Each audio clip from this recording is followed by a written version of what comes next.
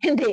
Ako man ay umalis sa Kalinga, patunayan ay umalis na po ako sa BIOS. Naghintay na lang akong i-announce or kahit hindi na i-announce. Huwag na pong i-announce dahil ako'y magmi-mix content. Baka pasukin na natin ang politics. Ayan, magpapaampun na lang tayo kung sino may aampun pang iba. Yan, pero tayo ang aking respeto na kay Kuya Bal. Nandiyan, pagka kailangan ni Kuya Bal ng aking suporta bilang siya sabihin lang niya na ipagtanggol ko siya, nandiyan tayo. Kasi ang laki na tatanawin ko ng malaking utang na loob to kay Kuya Bal na kahit minsan pasaway ako, nandiyan si Kuya Bal na ang isang kapatid na, na nandiyan na pasaway ay minsan kahit nung kay Banat Bagsik din noon na inayawan na rin ni Kalingap Rab noon, pero nandiyan ang ama ng Kalingap na patuloy at patuloy na kami ay dinidipahat. Kaya salamat kay Kuya Bal. Huwag kang mag-alala Kuya Bal. No. Salamat sa inyo lahat. Salamat sa lahat ng ating mga minamahal na viewers, sa mga nagtatanong okay lang ba ako? Yes. Ah, wala kayo dapat ipag-alala. Jubilito TV Official.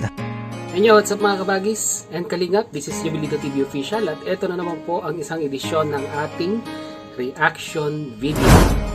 Sa isang lugar sa ibayang bansa, meron tayong kasangga na tumutulong din sa kapwa na sa puso ang pagtulong itatama ang mali. OFW yung bayani na hindi pa uhuli. Saan ka man sa mundo, kakampi natin siya. Kasama ang mga maaasahang grupo niya. Makabagong bayani sa Team Koos, kabahagi katuwang ng Team Kalingap sa pagtulong sa mahirap. So, yun. Inyo, what's up mga kabagis? This is Jubilito TV Official at eto na naman po muli ang isang edisyon ng ating reaction video mga kalingap at kabagis, no? Pero bago po lahat, syempre po, no, mega love shoutout po muna kay Kuya Val Santos Kabatubang, kay Ate Edna Vlogs, kay Kalingap Rab, yan, Kalingap Netizens, Kalingap Subscribers, Kalingap Supporters, Kalingap Partners, yan po. Kalingap Charity Vloggers, Kalingap Reactor, Team Bios, Team Karepa, Team Watchers, Team Strikers, mega love shoutout po sa inyong lahat. So, ito na nga mga kalingap at kabagis, no? For today's reaction video, ma-react lang po tayo dito po sa isa pong masasabi po nating nakakalungkot din naman pong balita, no? Sa grupo po ng BIOS na kung saan mga kalingap, mga kabagis ay ang isa po sa mga pinakamatagal na reactor defender ng kalingap, mga kalingap at kabagis na nitong mga nakaraang araw ay naku-question po ang kanyang loyalty, naku-question po ang kanyang integrity in regards po dito po sa Team Kalingap, no? So, wag na po nating pahabain yung introduction sa kanya. Kagaya ng sinabi ko kagaya po ng sinabi ko sa inyo kanina, ang nakakalungkot na balita at yung mga iba po diyan ay napanood na po yung kanyang upload. Ito pong si Bopil Mix Vlog na Vice President po, no, ng BIOS ay tuluyan na pong nagpaalam bilang isang Kalingap Reactor Defender po, no, mga kalingap at kabagis, no. So, nag-left na po siya, bago po siya nag-left sa group, ay nag-iwan po siya ng mensahe ng pasasalamat, pagtanaw ng utang na loob sa community kanyang kinapalooban ng halos, no, ng halos sabihin na po natin kulang-kulang 5 taon or sabihin na natin more than 5 years. At yun nga po, no, nakakalungkot lang kasi po talagang ganun sa akin, no, sa pagkakakilala ko po, no, point of view. Ang ganang pagkakakilala ko po kay Bopil ay talagang masasabi po nating napakalalim po ng kanyang respetong ibinigay sa Team Kalingap, lalong-lalo na po sa founder. Although may mga issue po siyang kinasangkutan, ay marunong siyang magpakumbaba at marunong siyang marunong siyang sabihin na nating tanggapin yung kanyang pagkakamali. Pero sabi niya nga po dito sa kanyang video ay may mga bagay-bagay din naman pong dapat i-consider, no? At kumbaga parang ginawa niya po ito para po sabihin na nating matuldukan yung issue. Pero bago matuldukan yung issue na yan, yung allegedly po na pakikipagsabuatan niya nga po kay Joel Salcedo, ay ipinanood niya po yung pong naging live streaming ni Joel Salcedo na kung saan pati siya po ay hindi po aware na may nag-i-exist pong ganong conversation, no, between kay Bopil at kay Salcedo, no. So parang natutuwa si Joel na parang nadidiin ngayon si Bopil nang dahil lang po doon sa nabanggit ang kanyang pangalan sa GC, no? So, yun nga po, base po, no? Base po doon sa mga na-receive naming inilapag ni Bopil na screenshot ng mga conversation na yan sa GC, no? Ang pagkaka-analyze ko po, no? Personally, mga Kalingap at Kabagis, ay wala naman po akong nakikitang direct involvement ni Bopil na nag-uusap talaga, or sabihin na natin yung conversation between Salcedo at Bopil ay wala po tayong nakitang gano'n, no? Bagkos, mga Kalingap at Kabagis, ay nabanggit lamang po yung pangalang Salcedo or yung apelyidong Salcedo doon po sa convo na inilatag po sa GC, mga Kalingap at Kabagis, no? Well, decision po ni Bopil na umalis. Sabi niya nga po, may mga kadahilanan at yun, panoorin nyo na lang po, no, sa kanyang latest na video upload yung mga reasons kung bakit po nakapag-decide na siya na talagang for this time ay talagang wala nang balikan. So itutuloy-tuloy niya na at ipupush niya na kung saan man daw makarating ang kanyang channel ay kumbaga yun na lang po, no, mga Kalingap at Kabagis, no. Pero rest assured, sabi nga po ni Bopil, na ang kanyang pagsuporta kay Kuya Bal ay hindi po mawawala. Yan, sabi nga po, kung kailangan ng kanyang tulong or serbisyo ay laging nandiyan naman po, no, si Bopil. Bukas ang kanyang linya para sa pakikipag-ugnayan ni Kuya Bal Santos Matubang, no? So, yun nga, nang dahil sa mga issue nitong mga nakaraang araw ay sabihin na nating nagsanga-sanga, kumbaga parang yung pagkalampag niya, no? Hindi na natin babalikan yon. Doon po nagsimula lahat yon, mga Kalingap at Kabagis, no? Hanggang sa to the turn of event ay may di umano ay lumabas na conversation na pinalalabas po na ito nga pong si Bopil ay allegedly, no? Allegedly na nakikipagsabuatan nga daw po kay Salcedo, no? At ang nakakalungkot lang po dito, no? Nagawa ko rin po ng content dito kahapon. Ang nakakalungkot dito, mawalang galang na rin po, no, Dr. Lab, ay yung nga po, yung pagbibitaw ni Dr. Lab ng sabihin na nating below the belt na salita, no, dito po sa mga kasamahan po natin. Which is, in the long time being na bilang Kalingap partners ay hindi po natin ginagawa, no, sa kapwa po natin Kalingap partners, yung pagsasabi po ng mga masyadong below the belt na salita, no? Bilang respeto na rin po, no, sa mga kasamahan nating Kalingap partners, no.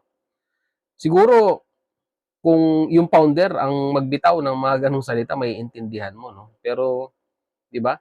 Yung kapwa mo Kalingap partners na kaparehas din naman po natin na nagpaampon sa Kalingap, no. Huwag na po nating i-sugar coated, no. Ay lahat naman po kami ay ampon dito at sampid lamang po. Nakiki-content, yan, nakiki-revenue, no, sa mga viewers ng Kalingap. Yan po yung katotohanan, mga Kalingap at Kabagis, no. 'Di ba? Kami po ay nakipag-affiliate sa Kalingap para makilala ang aming channel, para kumita kami, no. At yung certain amount or percentage ng kinikita namin ay may balik namin, no. May balik namin sa Kalingap. Pero yung nga po, kagaya ng sinabi ko, nakakalungkot lang, 'di ba?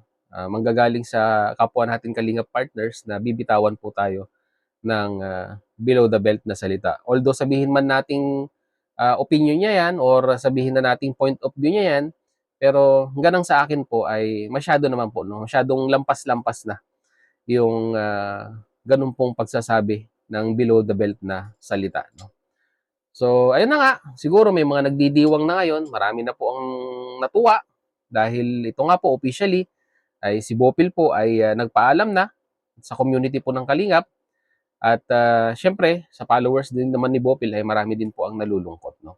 Pero rest assured, sabi nga po ni Bopil ay okay po siya, no. Wag po siyang sabi nga nila ay wag po siyang kaawaan, wag po siyang kahabagan dahil yun nga po, no. Okay po si Bopil, mga Kalingap at Kabagis. Although parang sugarcoat statement na po yun, no? Kahit sino naman po na dumadaan sa mga ganitong pagsubok sa kanyang buhay ay mabigat pa rin sa kalooban yung pag-alis sa community kanyang kinapalooban ng almost 5 years, no? Kumbaga, talagang tinuring niya ng tinuring niya ng pamilya, no? Ang community ng Kalingap, although sa iba po ay hindi po ganun yung kanilang interpretasyon.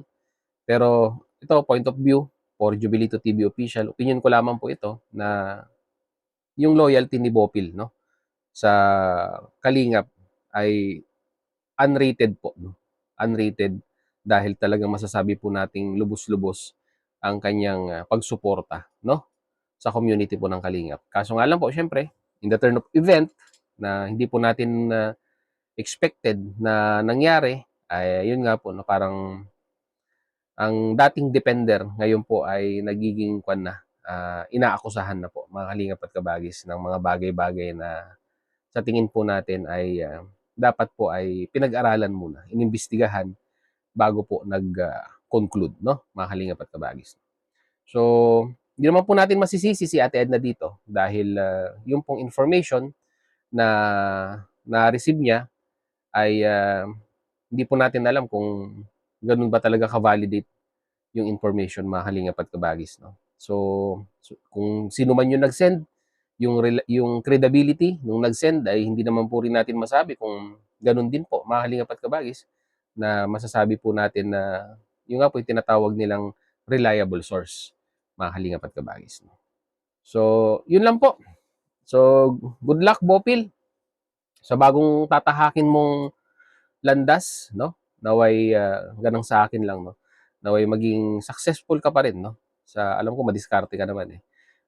Maging successful ka pa rin sa tatahakin mong journey dito sa pinasok nating linya, no, ng pagbibigay ng reaction video, no, dito sa mundo ng YT, no. So, yun, mga Kalingap at Kabagis, sila po ang ating reaction video for today. Mag-comment na lang po kayo sa ating comment section kung ano naman po ang inyong masasabi, opinion, punto de vista regarding po dito sa pagmamaalam, no, na it is a final and sabi nga po nila ay non-negotiable na pamamaalam ni Bopil. At maisingit ko na rin po, pati po si Ma'am Malu de los Santos ay no, nagpaalam na rin po, no, dahil halos same reason, no, hindi nila matanggap yung pong sabihin na nating mga below the belt na salita na binitawan, no, mga Kalingap at Kabagis, ng isa sa mga Kalingap partners natin, no. Huwag niyo pong huwag niyo pong isipin na kumakampi ako, no. Kumbaga, lang po, syempre, kasamahan natin 'yan, no. Kasamahan natin sa community, 'di ba? Dapat naging po tayo, no. Although sabihin man po natin kung sa inyong paningin ay hindi po maganda or yun po yung paniniwala ninyo sa kanilang karakter, sa kanilang ginawa, allegedly, ay dapat tayo po ay, 'di ba, nag-imbestiga. Malalim na inimbestigahan ng mga bagay-bagay para po pag-conclude tayo or makapagbigay po tayo ng desisyon na base sa mga inilatag na no, inilatag na ebidensya, no, para po dito sa mga taong ito, no. Mababait po yung mga yan, mga Kalingap at Kabagis. Bopil Vlog, si Ate Malu de los Santos, no. Unquestionable po yung kanila, yung pagsuporta po nila sa Kalingap. Kaso nga lang, kagaya nga po na sinabi ko kanina, in the turn of event, ay sila ngayon po yung lumalabas na masama, no? Masama. So yun, mga Kalingap at Kabagis, mag-comment na lang po kayo sa ating comment section kung ano naman po yung masasabi, opinion, reaction dito po, no, sa pag-alis ng dalawa po nating miyembro sa BIOS, no. Yan. Point of view bilang isang presidente po ng BIOS. Yan, yun po yung binibigkas ko po ngayon, mga Kalingap at Kabagis. So yun, hanggang dito na lang, mga Kalingap at Kabagis, no. So once again, this is Jubilito TV Official, no. Proud member po ng Team COOS at ng Team BIOS. As I always say, mga Kalingap and Kabagis, peace, God first. God bless po. Bye-bye!